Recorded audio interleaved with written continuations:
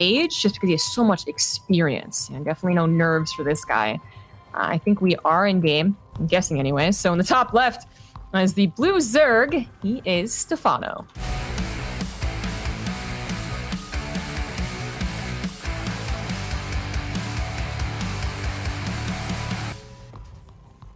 And spawning over in the bottom right-hand side as our red Terran, it is MilkiCow.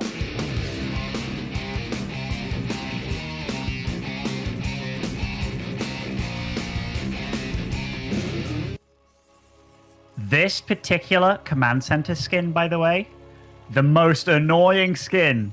Because sometimes you can be like shooting what you think is a command center or an orbital, and it turns out it's a PF, because I swear they all look so damn similar.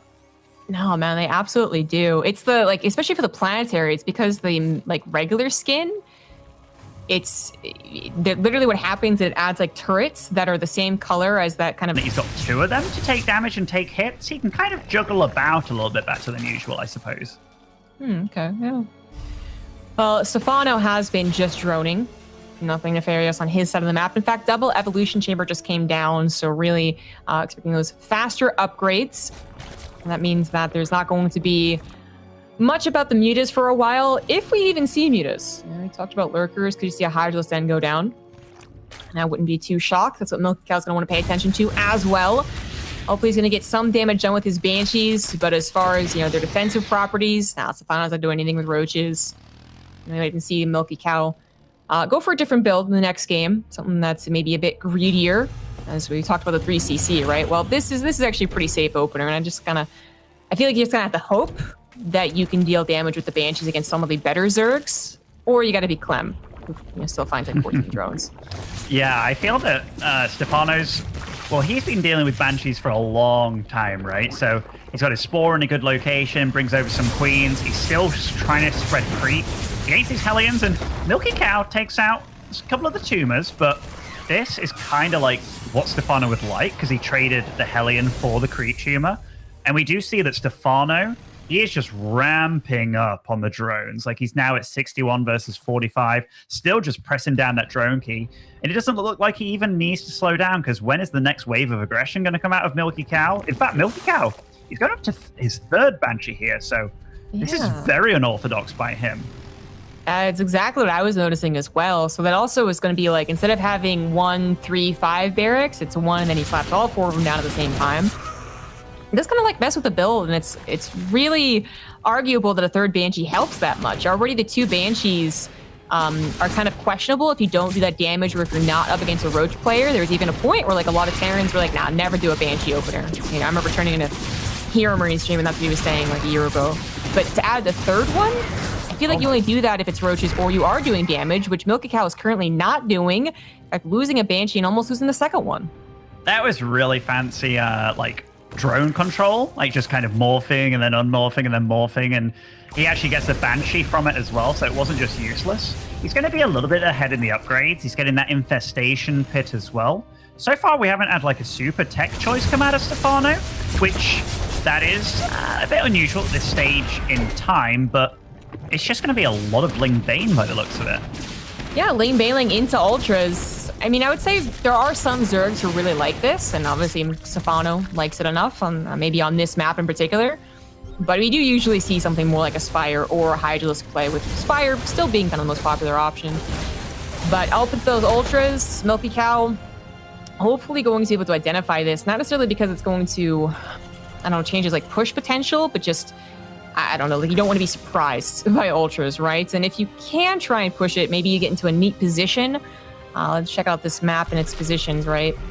I'm like, if Stephano had taken the base where the Queens currently are, or the Banshee currently is, then yes, there is a very neat position around those rocks. But since he took it over to the right side, oh my god, I was going to say, does MilkiCow know about the right side, but does MilkiCow know about these Lings coming in? Natural is completely wide open, since but for a very forward wall off, a tank is going to be surrounded, the main base is also going to be under attack, and MilkiCow is attacked on the left, was already looking a little bit odd. It didn't seem like it was going to really, push into anything. Well, now it's just returning home anyways.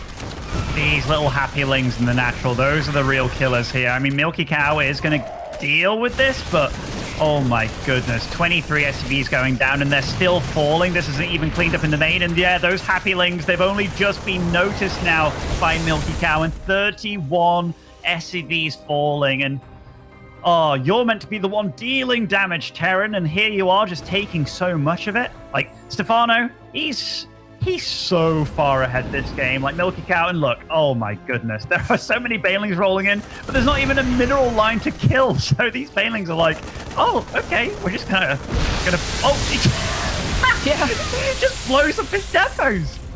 I guess he realized he wouldn't be able to get the orbital. But I thought he was going to try for that one. Grabs 4 depots instead. All right. Not the best use usually of Banelings, but he seems to think he's in such a good position it doesn't matter. And he's right. Even the Banelings he has actually collecting units on the right side. Left side going to be a little bit more problematic. Not really. Sport Crawler goes down, but that is it. Stephano up 40 supply is on his way to Ultras. And how in the world is MilkiCow going to afford a transition to deal with those Ultras? I mean, MilkiCow, he's in such a bad spot here, and I'm still laughing about those bloody depots on the grid. Like, I've never seen Banelings just be like, oh, screw it. Like, they could have rolled through to try and get to the natural or anything. Like, yeah, I'm gonna be laughing about that one for a while. But Stephano, he's just getting more and more ahead. Like, his drone count up to 82 now. He's getting 3 upgrades on the way. The adrenal glands as well. So that's when your lings kind of, you know, they go from gear 5 to gear 6, really, in terms of how much damage they deal. And yeah, he's now up to 5 bases. The creep spread, MilkiCow did do a good job of denying the creep spread, but oh, you can't let run by like that happen. Because I mean, like, yeah, our observer Mapu just showed it as that isn't really a full wall off. I mean, yeah, those depots, that's just kind of like a welcome sign almost. In fact, yeah, these depots are just kind of randomly placed. Yeah. And additionally, I want to say that MilkiCow, you know, when he pushed over to the left, I didn't get to see if he even knew about the base on the right. But it felt like if he did, then there's more reason to push to the right, not just because, well, that's where the 4th base is and there's not that much creep spread. That's actually been one of the weak points of Stephano. But that also would have maybe caught the links, you know? Like, you can kind of push and sort of defend, sort of scout on your way to the push. A big ling run by like that. But I think even if he had scouted it, there was so many lings that if he was chasing it back home, it still would have been really frustrating. Either way, he finally pushes over to the right side, grabs a 5th base. That's nice, but Ultras are about to pop, and they're going to have all of the upgrades, the drip plans as well. Another big ling run by that looks like MilkiCow will not be able to deal with too well unless his Wildmines get fantastic hits. No, he will not. He's actually just leaving his tanks over on the other side of the map to come back and deal with this. Stephano doesn't know it, but he could clean this up easily. This is like that moment where Keanu Reeves sees the cat for the 2nd time in The Matrix, where we're seeing the lings just do exactly what they did before. 37 SCVs, 41 falling. And yeah, everything's being cleaned up by MilkiCow. How many?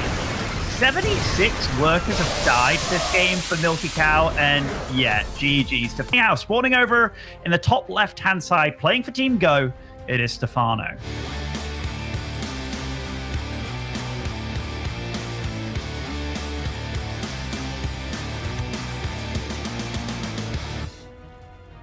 Indeed. It'd be almost cruel, I guess, to judge MilkiCow off that last game, considering how quickly it went poorly. In the bottom right, as the red Terran, we have MilkiCow.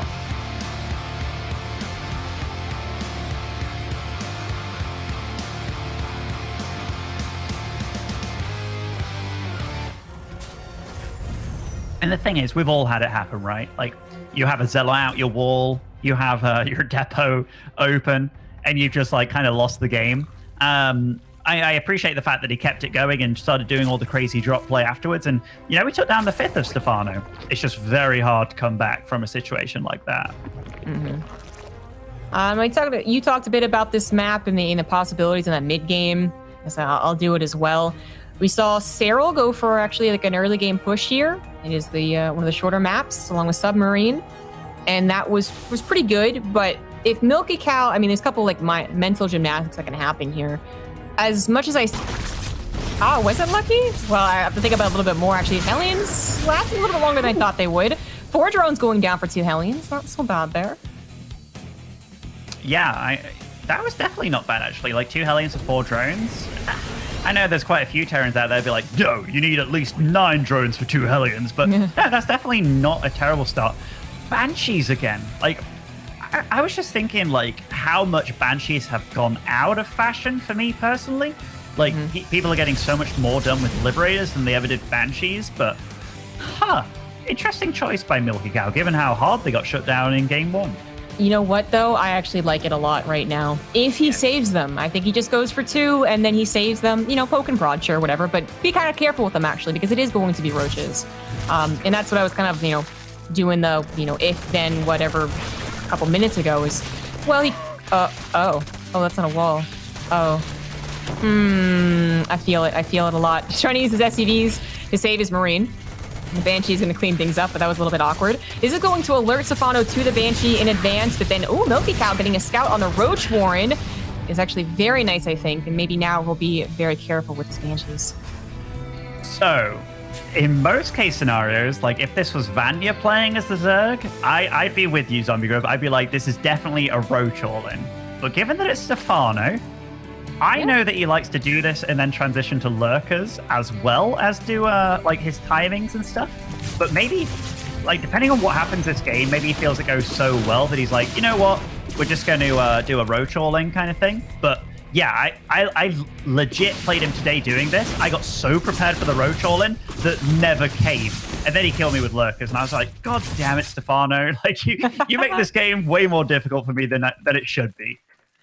That's an excellent point and a good comparison. Ivania, 100%. We saw it earlier today. But for Stephano, maybe still actually playing around with the follow-up. As I was mentioning earlier, like, sometimes you just don't see follow-ups anymore. Oh, you already lost a Banshee. Don't lose another one. God! Well, that one seems like it's going to go down no matter what. Okay, you just cough on it. That's definitely... Oh. Also a Deja... Oh, my God. Okay, that was... Oh, wow. Okay. That was super sick by Stephano. Oh, no. Well, I mean, okay. I feel like even if, as you were saying, like maybe he goes into Hydras and Lurkers after this, maybe does the push, doesn't really commit to it. Now I feel like you really commit. I feel like you do. Like even when you have tanks and have the mental preparation and hell, you even have bunkers to defend against this push on this map specifically. And when he didn't do any damage to your opponent ahead of time, I want to say it's impossible, but that is very dramatic. We did see Kira, after all, defend in probably not a keen way, a good way, but oh man, I think it'll be very, very good. MilkiCow, good luck, man. Yeah, definitely good luck.